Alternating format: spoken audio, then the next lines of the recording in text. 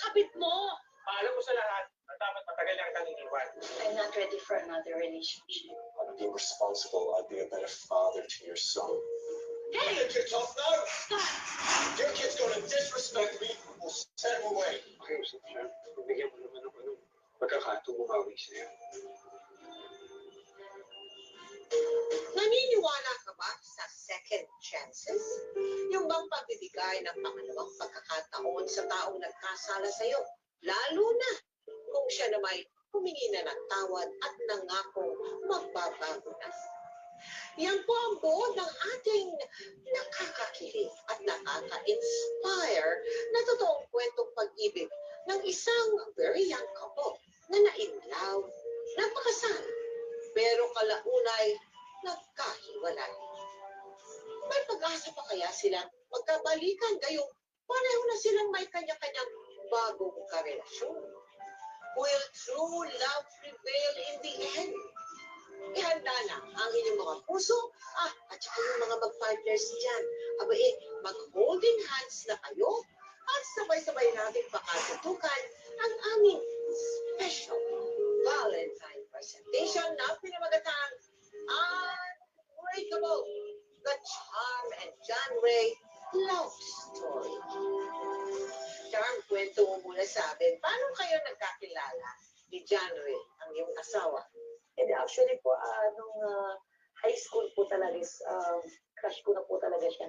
Magkakilala na kayo? Magkakilala na po kami. Pero hindi po kami actually literal na friends. Crush mo siya? Yes. Ayun, tapos? Yun po, yung nakita niya po ako, nagpo-practice kami mga candidates, natikuhan na po ako doon. Okay. So from there po, everyday na po siya nagpapadala ng food, pens ko, tsaka lolo at lolo ko rest.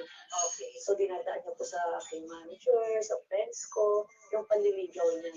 How long was that bago mo siya sinagot? Siguro inabot din po ng mga 2 to 3 months lang. Alam mo, tama na pinakasalan kita. Ingat ka nga sa mga banat mong yan. Alam mo ba, mga butterflies mahilig yan sa matatamis. Baka mamaya putaktihin ka nila.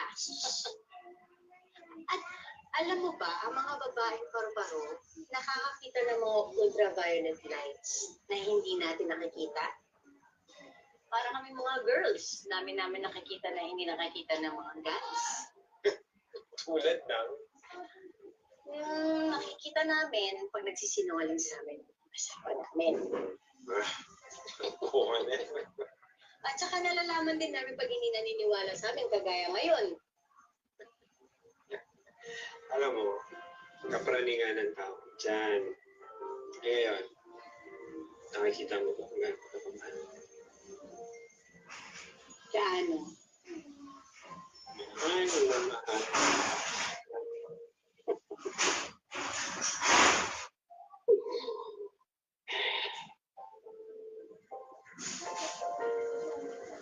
Oh. Oo, medyo nahilo lang ako. Gusto nga ba na tayo? Nung simula, kamusta naman siya bilang asawa? Magaling po magluto, and then very protective, and then almost 24 hours po kami dito naman magkasama. As in, sobrang maalaga, sobrang malambing. Kailan mo napansin yung pagkakasama? Nung time po na nagpakasal na kami, and then after a few months, nabuntis na po ako. So, nung nabuntis na ako, doon ko po nalaman na parang hindi pa pala siya ready, Tita Mel, sa isang obligasyon, sa isang pamilya. Namili ako ng prutas.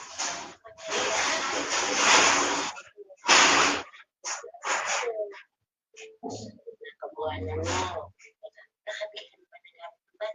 Ay, mga kabuti po. Charm! At dito na kami. Ay, Hello. Alo. Ewan ka na dyan. Kamusta po kayo? Hindi. Narinig namin yung pinag-uusapan ninyo. Tamang-tama. May mga dala kaming gamit ng baby, oh. Ay, Ang pantulog. Ang cute. Ang kuliling daw. thank you po. Napakaswerte ka naman sa mga biyanan mo. Siyempre naman. Mahal namin si Charm. Parang anak na ang turing namin dyan. Maraming salamat, ha.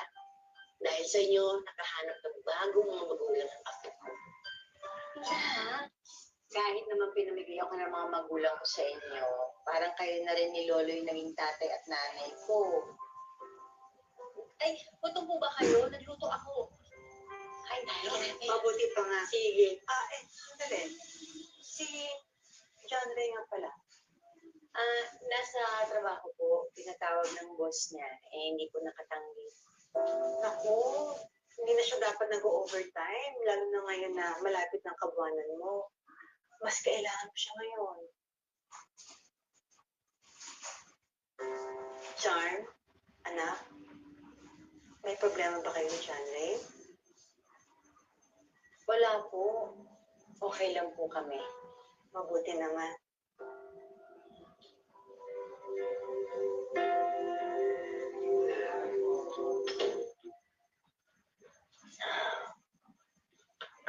Mahal, Mahal.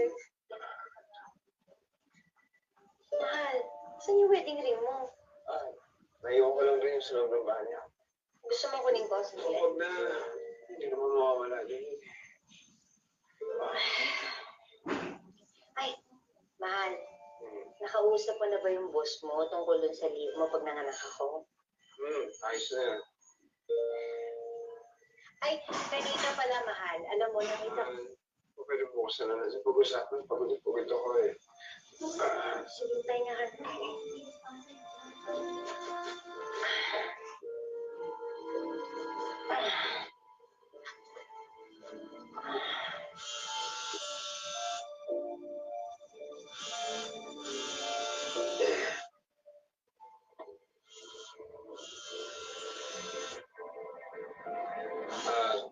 Sagutin ko lang ha, boss ko.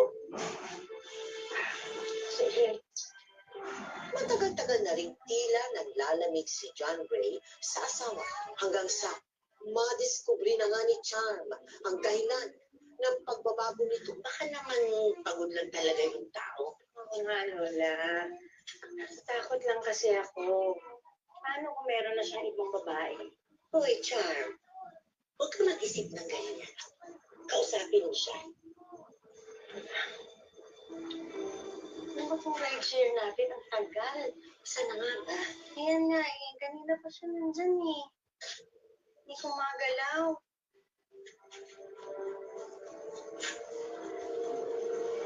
Kaya na yun. Kaya na. Si John. John! John Ray, buksan mo to! John Ray! John Ray, sino yan? John Ray, buksan mo to!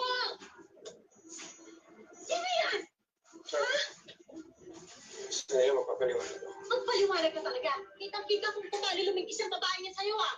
Huwag naman dito nakakaya. Tapos sa bahay Ano lang. nakakaya? Sa talaga ko sa kakaya sa kanya, boy. Itong bayad ka ba ng taxi? Ha? Ha? Ha? Sa ba ang punta niyo? Sa impyerno? Alang, bakit? Ano ba? Kung magiging ganyan kapatid, hindi na tayo maghiwalay. Ano? Narinig mo yung sinabi ko, di ba? Maghiwalay na lang tayong dalawa. Hindi, ano ba nangyayari sa'yo? Pumasok ka sa loob. Pasok!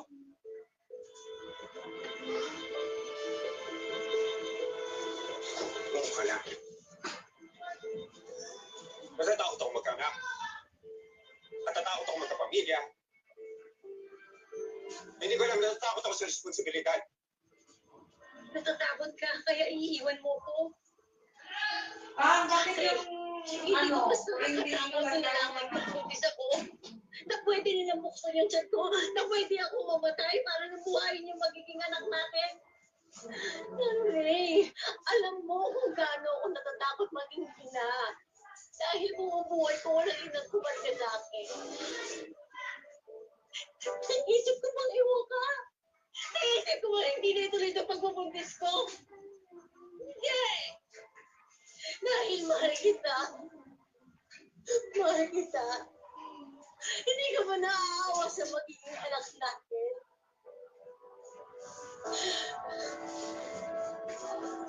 John Ray. Kaya nga maghiwalay na lang tayo.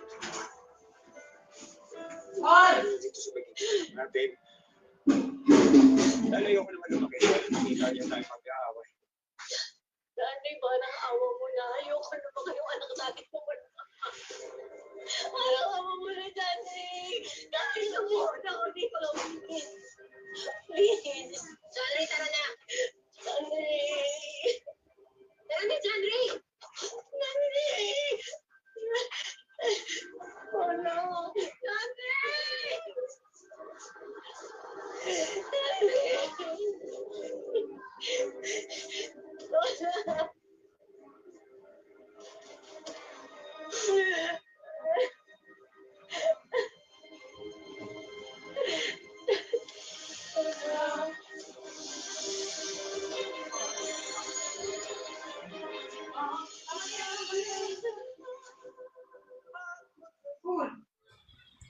Hello guys, mga ka-MPK, mag-subscribe na sa 3rd anniversary ng Magpakailanman Entertainment.